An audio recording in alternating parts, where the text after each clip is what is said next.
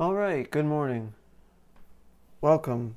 Sorry for the late start. I was just working on some organizing of all my documents. Nobody ever told me that trading would require so much organization. But to be honest, I enjoy it. I like it. But I'd say at least 20% of my time trading is spent keeping all my ideas and records in order. Anyway, this is Premarket Wake Up. My name's Frank. This is No More Paper Trading. That's the community. Link to the Discord is in the description. I want to build a community of people who are honest and just want to become traders. Don't want to sell you anything. Nothing. I don't want anyone else here trying to sell me anything either, so this might take a long time to grow because I'm trying to grow it organically through word of mouth. And I would like to keep it relatively small. At this point, it's just an exercise for myself to hold myself more accountable and to become more professional as a trader. If you happen to listen when I believe there's nobody here, welcome. I've been doing this about 2 months now, and I don't think anyone listened besides bots. But it's already helped me a lot in organizing my thoughts and everything else. All right, let's get started. As I go live, I don't think there's any news.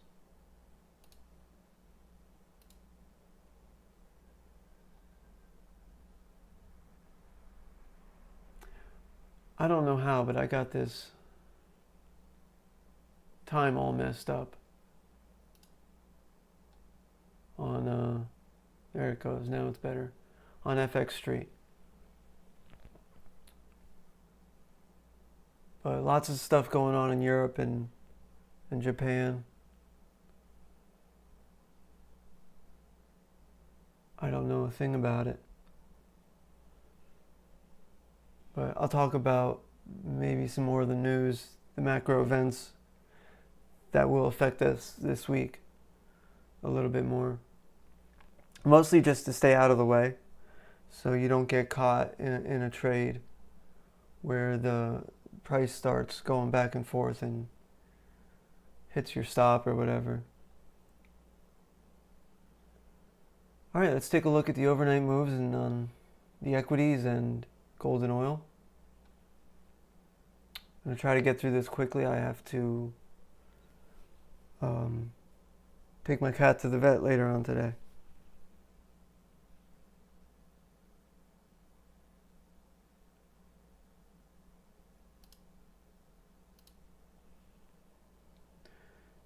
So ES trending upwards overnight, came back for a very clean bounce off of Friday's opening range low and is now stuck on opening range high. Yen Q is doing even better, initially being held up at Friday's opening range low and surpassing it, and now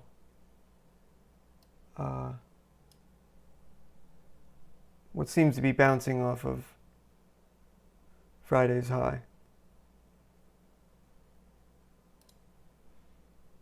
The Russell also trending up in the overnight.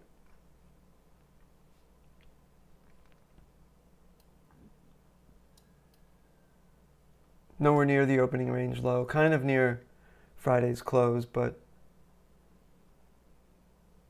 that would have been hard to trade. I wouldn't call that a bounce at 3 a.m. It might have been confirmation that we're going to continue higher, but unless I was watching it closely, I wouldn't have caught that. But now we're pressing at the opening range high of Friday. And what's that purple line there? Okay.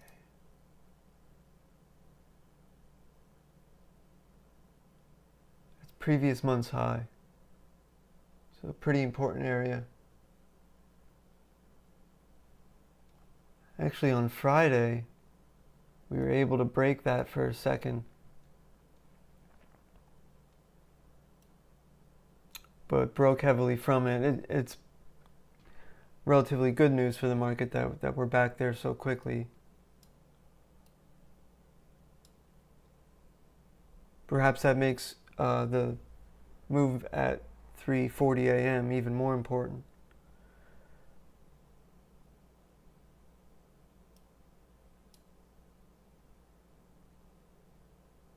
What is this white line? I don't remember putting on.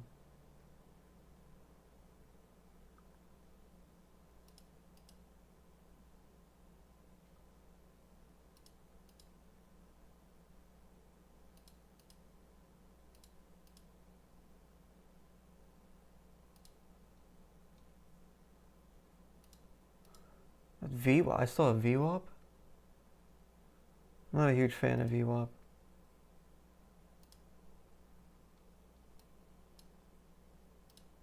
All right, the Dow.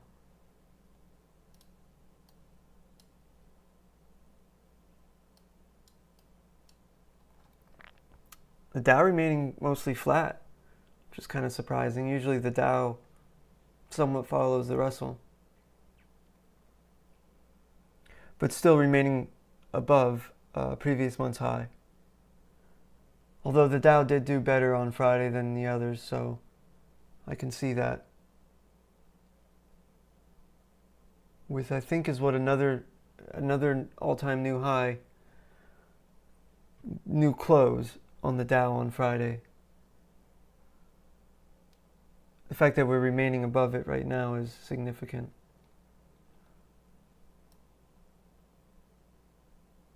Lots of things can happen into the open. I'll maybe get into it a little bit later, but it's one of those things where there's really no way to know until the open. Gold.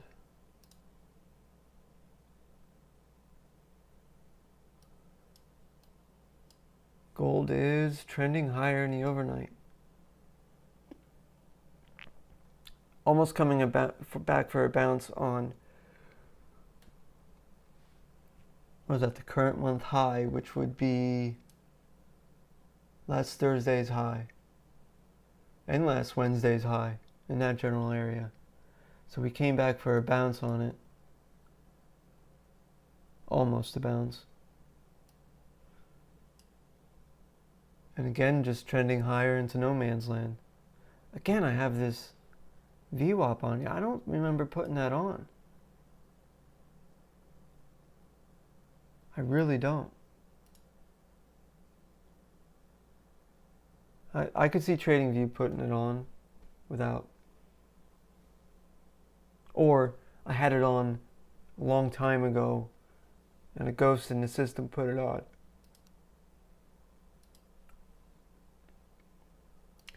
Oil.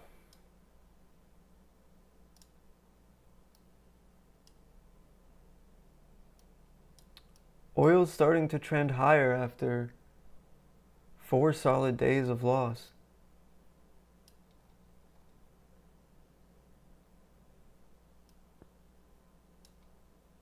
Still seems very shaky. I'll get into the more macro stuff with oil for what I think.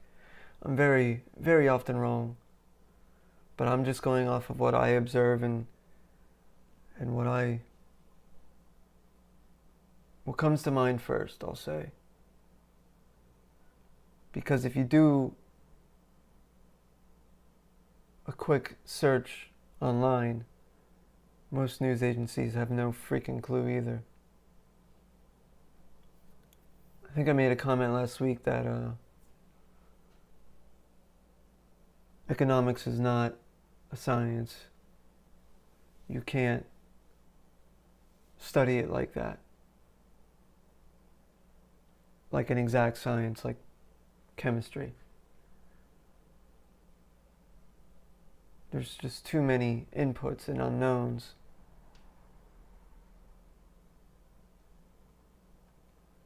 If it was an exact science, we'd all be rich. It would be that predictable. Anyway, oil did come back for a nice bounce off of last month's low, which was also Friday's opening range high.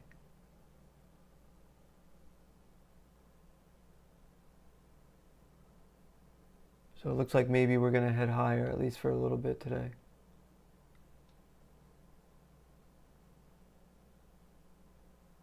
All right, let's take a look at the news, what's happening in the world. Somewhat. I'll probably miss some things.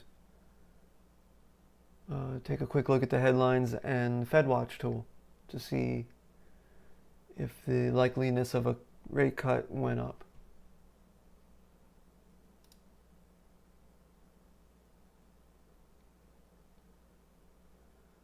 For today, there are two major speeches in Europe and England, both happening around the same time at 1 o'clock in the afternoon Eastern Standard Time and 1:30. I won't be around anyway, but if I was, I would not trade around them. Just as a precaution, I don't think they will cause too much movement in the equities markets. In the Forex markets, they will. And they already have. I forget exactly what happened. I know Japan elected a new prime minister, and France is about to have a change of government. That's all I know.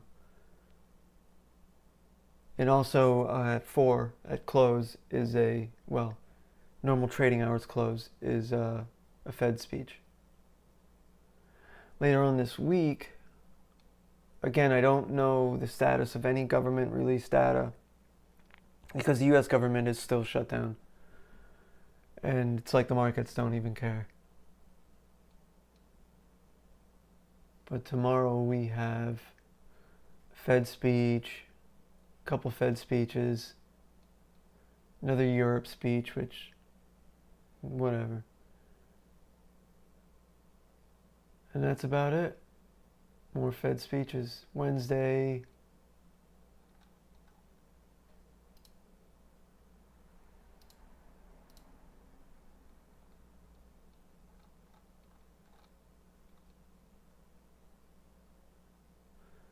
Another Fed speech. FOMC minutes, which might shed some light on a few things, but mostly is ignored. I won't trade around it though, just because it does cause some volatility sometimes. And more Fed speeches. Why aren't they? Well, I guess they still have to work.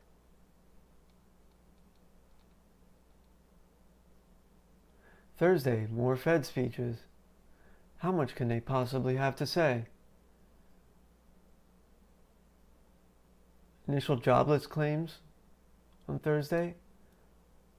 That is the Department of Labor, so I don't know if this is late reporting because of the government shutdown. Or maybe it won't happen at all, and they're just putting it here as a placeholder. I don't know.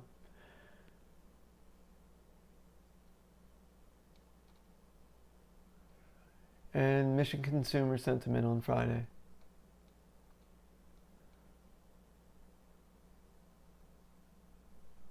October.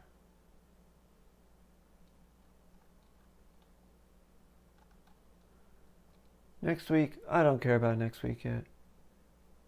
But let's take a look at the FedWatch tool.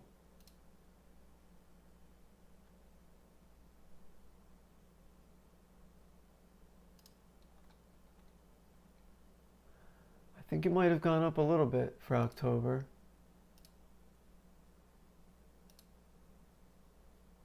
Let's check. And we went down a little bit from Friday. but nothing considerable. Same thing for December. We went down a little bit. The likelihood of a cut in both months. Oh, I forgot I have I set up a stream deck that'll let me switch my sources at the press of a button on OBS. So forgive if I make any mistakes. I'm gonna try it out so I can get used to it. Not that there's anyone watching anyway. Let's check some headlines.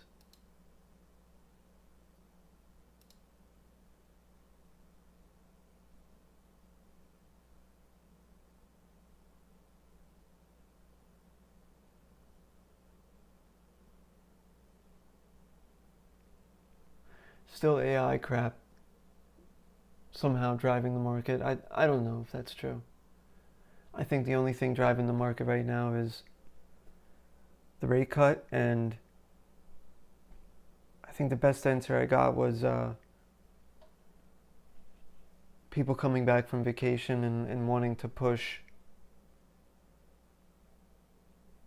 their profits for the quarter, wanting to show profits for the quarter.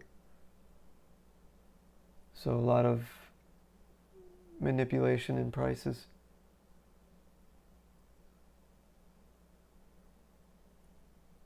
It's been a long time since there's been a bear market, a real bear market. Nowadays, the bear market lasts 3 days or 4 days.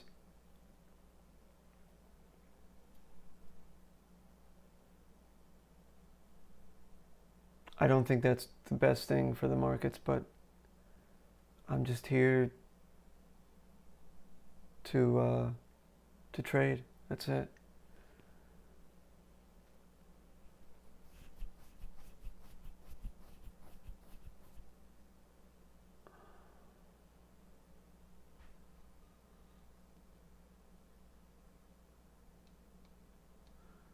A whole bunch of nothing.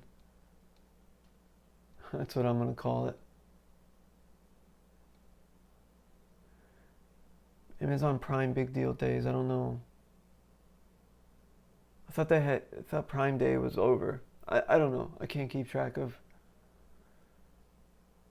all these so-called sales, which aren't really sales if you know anything.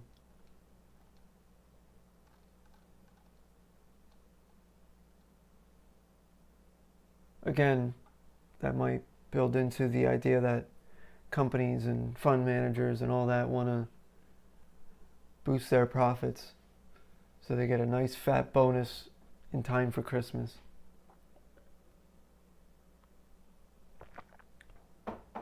There might be something to the idea that seasonality is going to become more and more important in the markets.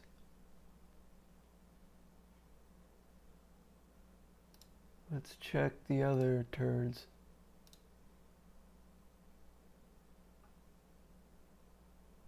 Earnings optimism. Oh, let's check that. I think the last couple of weeks I've been muted for earnings, but I believe we'll have some good ones coming up. I kind of got out of the habit, but I was recording the larger company earnings because there are reactions in the market for like Nvidia in the overnight futures, which I trade a lot of overnight futures, so it's good to be aware of that.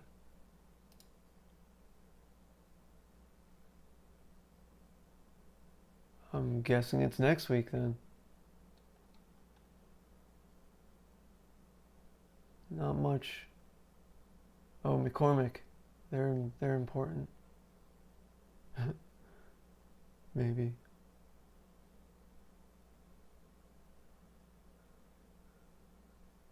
Well, we have Pepsi, Delta on Thursday. Levi's. I didn't know Levi's was its own company. I thought it was part of something else. Let's take a look at further into the future if we can.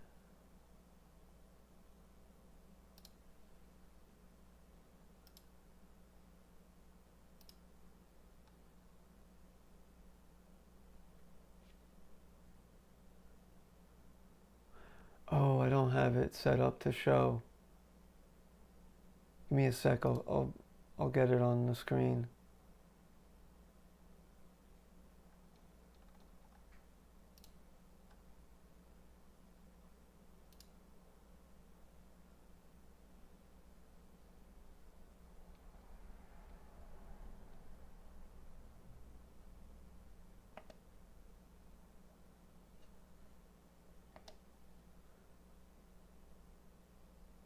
All right, there we go.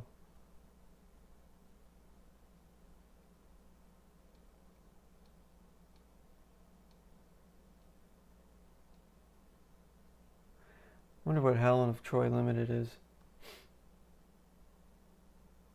They have a pretty low market cap.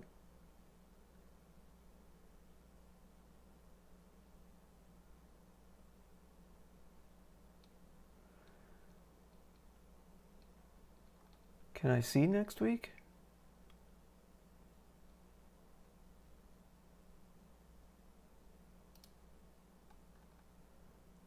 Fastenal. So next week we get into some of the big ones. BlackRock, Citigroup, JP Morgan. JP Morgan's been killing it. They've been making all-time new highs pretty often.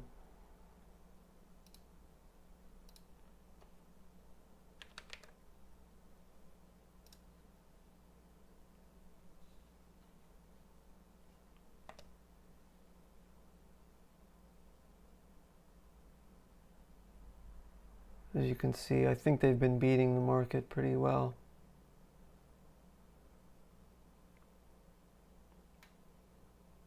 I'm trying to build a strategy that tracks companies in the different indices that make all-time new highs, among other prerequisites, to see if I can find something that is shared among them that makes them constantly make all-time new highs.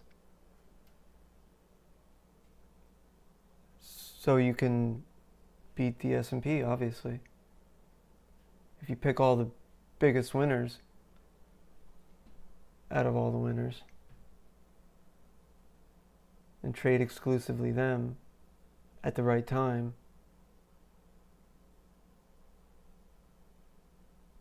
it's more of an investment side thing. Well, let's go back to the earnings.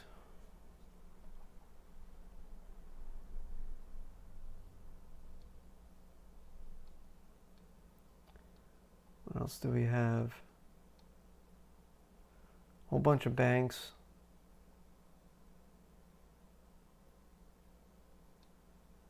Morgan Stanley on Wednesday. So I'll have to check these. Some of these. Bank of America. Any surprises or huge disappointments could cause major changes in the pre-market and overnight open for futures. Sometimes you'll see, especially with NVIDIA or any company that does a lot of business overseas, the initial, let's say their earnings release is at 4, right at the close, or near the close. Sometimes companies don't even tell you what time. They just give you a range of time, just say afternoon, and they surprise you. But you'll get an initial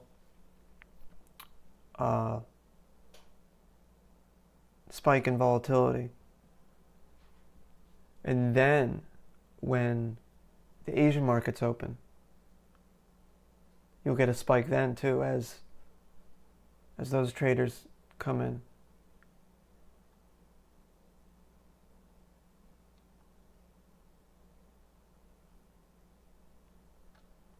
What else do we have next week? Yeah, I would call this earnings season. Snap-on's another one that's been doing all right.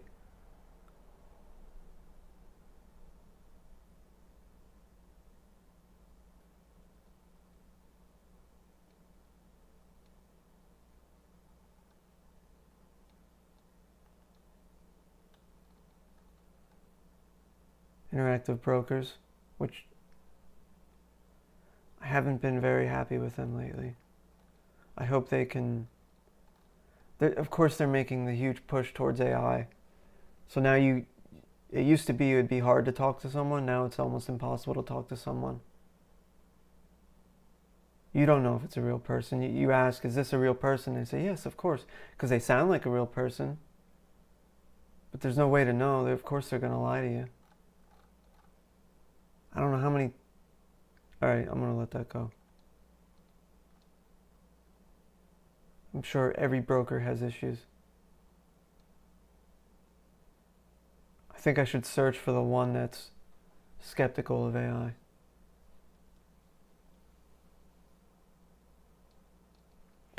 Yeah, a lot of earnings next week. Let's see the following week. Also, that's why they call it earnings season. So we'll see.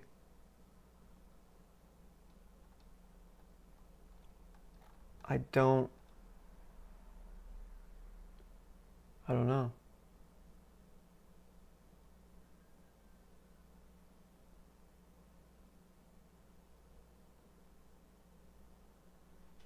All right, let's take a look at key areas going in today.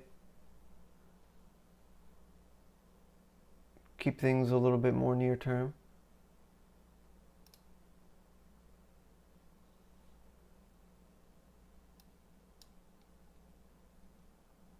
The ES, I'm going to say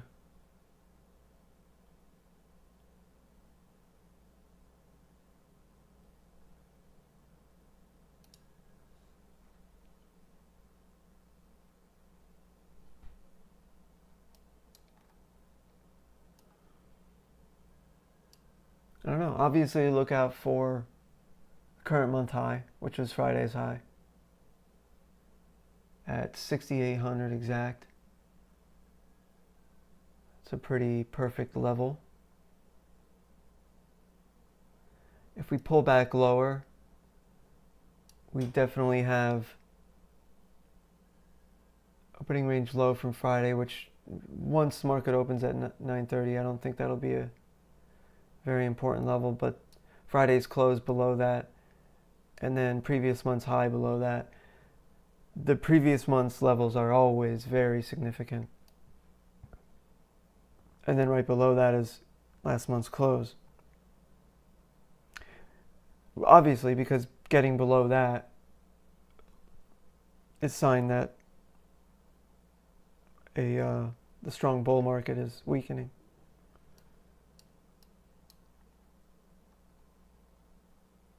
And sometimes you'll see large spikes very quickly intraday that'll go below there and then come right back. That's usually a great time to enter. You can kind of see it even more on the daily chart. We had one here on the 25th, and then 5 days of green. Kind of had 3 days of green. Kind of had one on the 1st of October. Thing is, you don't know where it's gonna stop. But once you see it recover past a certain point, I still haven't put a value on what a certain point is, and I have not yet had the balls to enter a trade like that, but I really should. It seems to be a very clear pattern. We had one on the 2nd of September.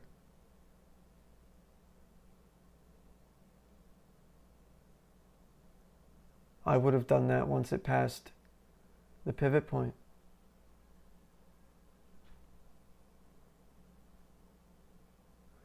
We had one in the middle of August, but that was a bit more scary. Didn't quite recover as quick. It's harder to see them on the daily chart. In real time, it's pretty obvious on the 5-minute chart. I wouldn't mind incorporating a hour chart or 30-minute chart or something like that. But at this point, I have too many charts. The NQ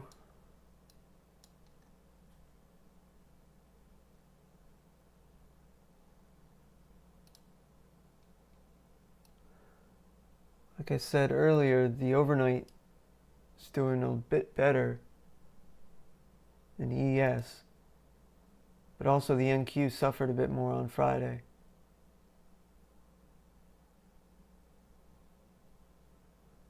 We are right now stuck at this shelf here at around 25,200. I'm going to call it 25,200 to keep it nice and even. But that is a great level. It was Friday's high, Thursday's high. If we get over that with any kind of strength,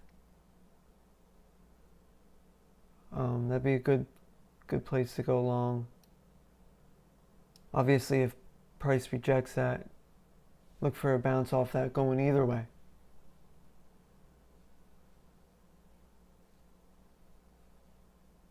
It's hard to tell right now. This is the 5-minute chart.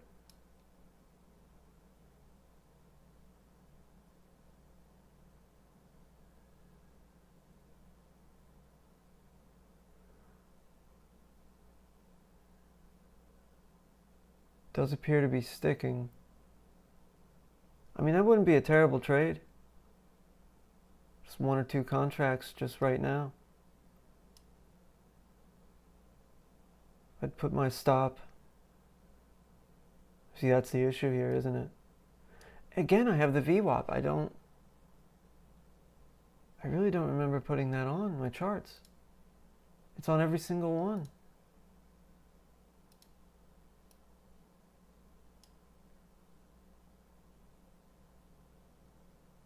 That is really weird.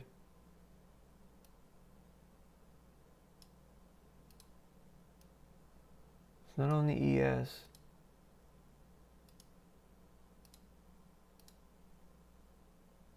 Unless I already took it off.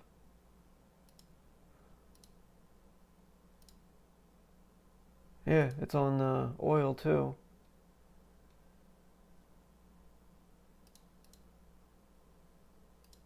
And those are the colors I chose for it a long time ago. I know that. I remember that. I guess TradingView just decided to put indicators back on my chart. I'm talking like months ago I got rid of them.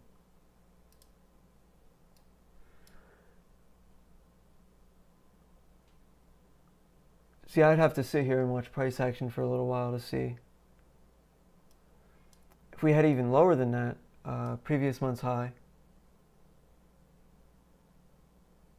There's another large area.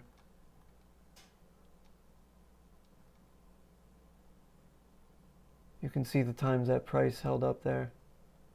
I did some beautiful scalps on Friday. I liked them so much that I want to study them and build a strategy around what I did there. I kind of forget some of it now, but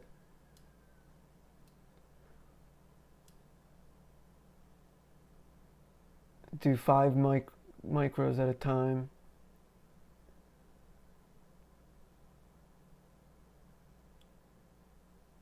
I think they were all longs. Yeah.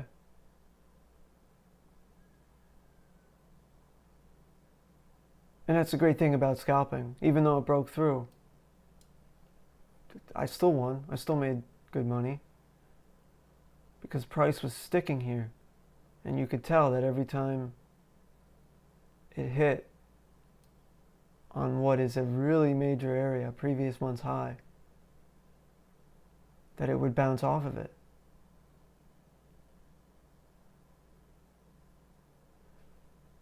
And my whole idea is to kind of build some standardized rules for myself based on these, such as a limit on how many candles. If it sticks at that area without going either way for 4 or 5 candles in a row, the probability that it's going to go somewhere rises. Maybe not, no, because it can't stick there forever. So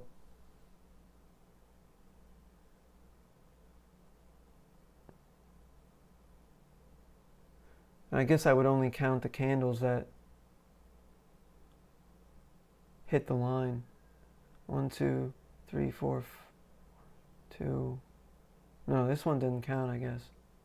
1, 2, 3, 4. Yeah, 5 candles. It went one way or another.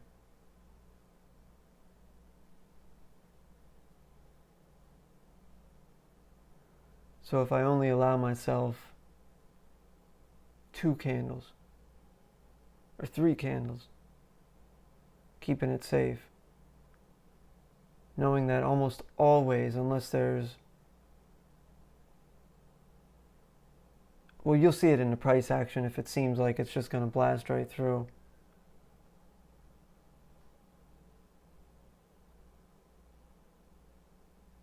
At least that's the hope. And I think I even used time and sales a bit to help.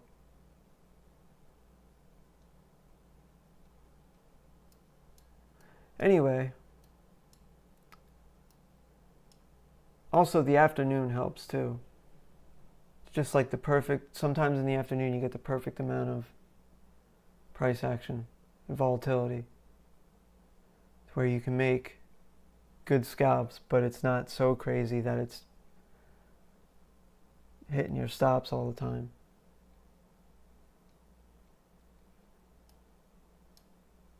All right, let's take a look at the Russell. On the daily,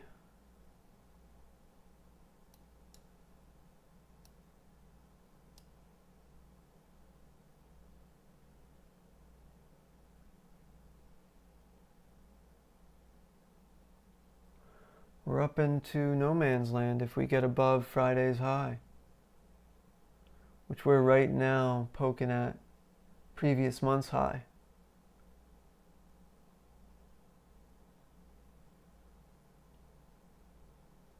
If we break over that, definitely look for a pullback here. I wouldn't really trade the Russell right now,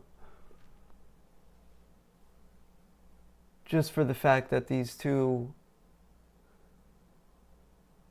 yeah, maybe that'd be a good area to trade. I don't know. Going, like I said, with the NQ, going either way on a pullback to this area.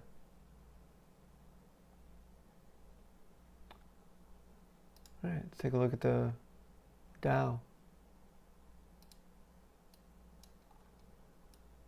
On the daily, the Dow being a bit flat in the overnight. I would call it flat even though it's up a little bit, because it simply looks flat. There's no trend to the candles. We are stuck right now in this huge resistance area that was built on Friday.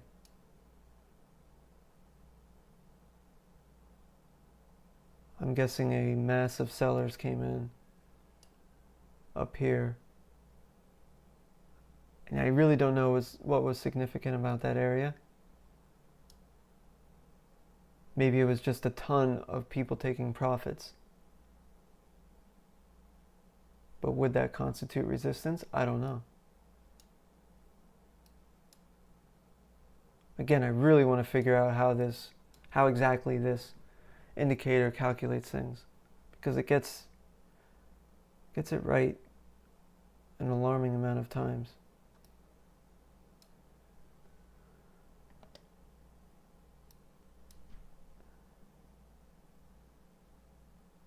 Anyway, look for a pullback to previous month's high. That's what I would look for. If we do head higher, absolutely look at Friday's high. And then beyond that, we have the R1 pivot point. If we head lower, last month's close, at 46,689. Not so much, maybe Friday's low. But I don't see us hitting the low or even the close today anyway.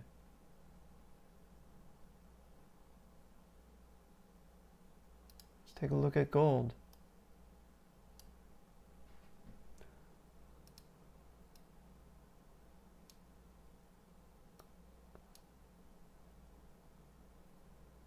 You know what, I think September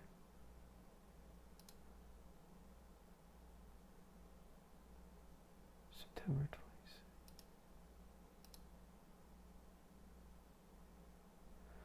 Okay, I didn't make an alarm. I thought I made an alarm last week if gold retraced, but it wasn't gold, it was the ES. I'm not really trading gold lately. It's just too all over the place. And I've kind of resigned myself to doing mostly long-term trades with gold and oil. They're too difficult to scalp for me. If anyone scalps them with success, let me know. I'm always open to learn. I don't have much to say about gold. Just look for pullbacks. But I would have said that on Thursday. Look for a pullback to previous month's close, but it just went right through it. And then recovered from what I consider an arbitrary location. There was really nothing here. It just said, all right, I'm going to decide to go the other way now. Let's take a look at that. Let's see. That was Thursday.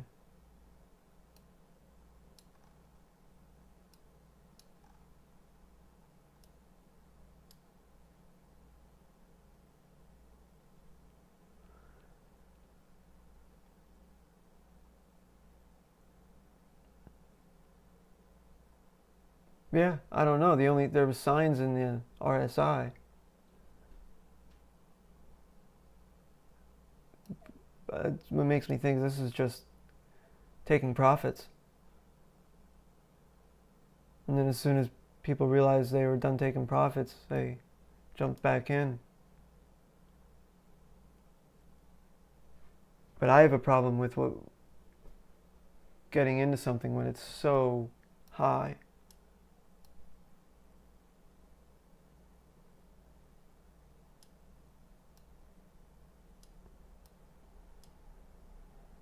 I don't think we've ever been this high with gold, have we?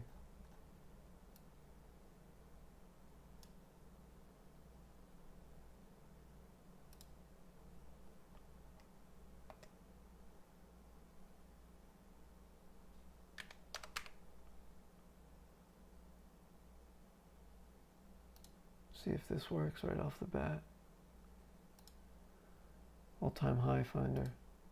Well, it's not going to work real well for futures contracts.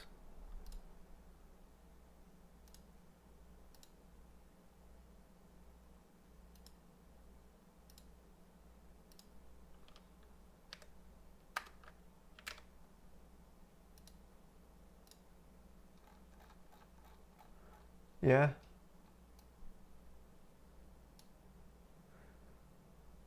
Yeah, that would be an all-time new high. In the overnight, no less.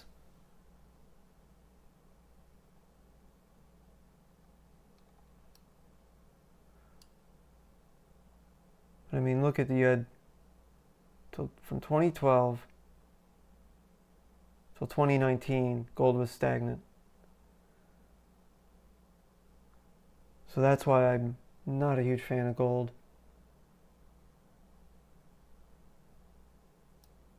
People make an entire career on just trading gold.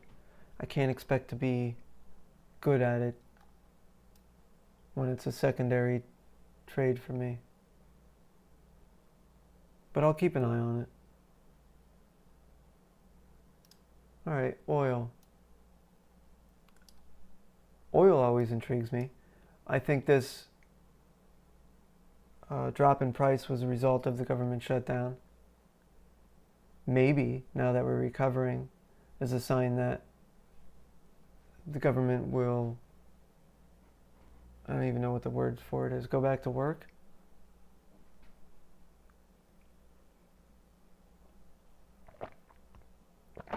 Maybe this recovery is momentary.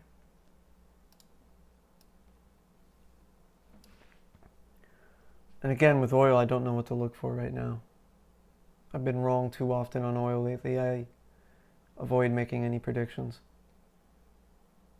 If I had to, if you forced me to,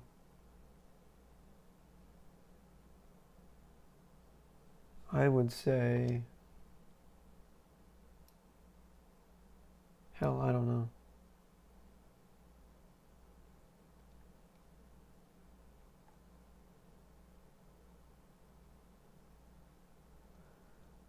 Price seems to be respecting Friday's close. I'm sorry, Friday's high. Perhaps that's not a terrible place to go long. I don't know. But I wouldn't hold for too long because you have last month's close right here.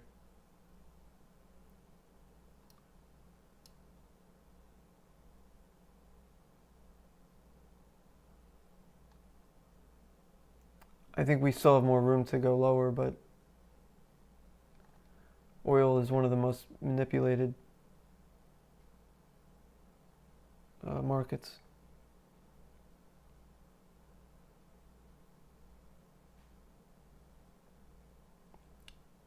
We'll see.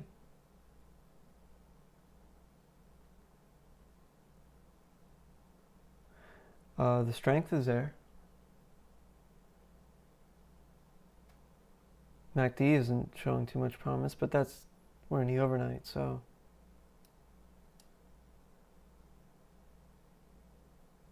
we'll see. But that's all I have for today. Again, link to the communities in the Discord. Nobody will try to sell you anything.